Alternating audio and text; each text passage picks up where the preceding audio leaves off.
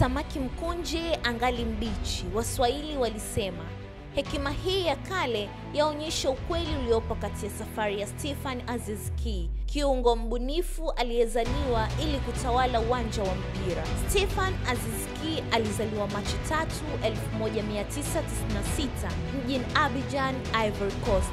Lakini damu ya Burkina Faso ilikuwa ikimtiririka tangu alipoanza kuligusa mpira akiwa mtoto.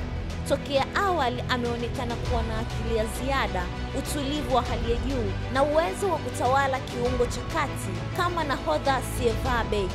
Alianza soka katika vilabu vya vijana nchini Ivory Coast, akipitia changamoto na ushindani mkubwa. Lakini kama methali isemayo, mtakacha uvunguni sharti ainame. Aziz Ki anajifunza kushughulika, kuanguka na kusimama tena. Muda si muda alijikuta akisajiliwa na klabu ya ASEC Mimosa, moja ya vilabu vikongwe na vyenye heshima kubwa katika Afrika Magharibi.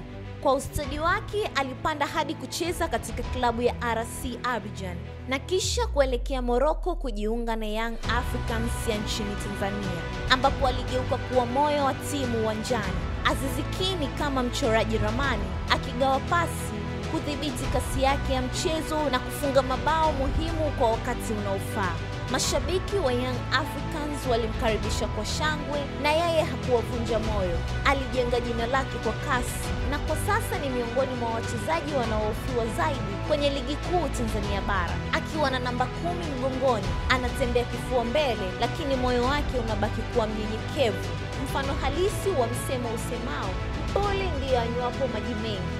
Aziz Ki pia ni mchezaji wa timu ya taifa ya Burkina Faso, akiwakilisha nchi kwa fahari na moyo wa kizalendo katika mechi za kimataifa. Kuchukua jukumu la kuwa kiungo fundi na kiongozi, akionyesha kuwa uhodari wake hauishi klabuni tu.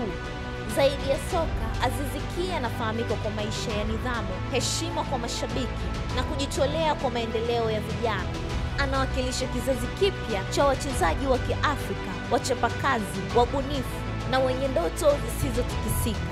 Na kama wahenga wasemavyo, jua halikuki bila sababu. Mwangaza wa Aziz Ki si wa bahati nasibu, ni matokeo ya juhudi, bidii na moyo wa kupenda mpira. Na leo The Reminder tumeweka kituo hapa. Mimi ni Rose Paul wa FGA TV.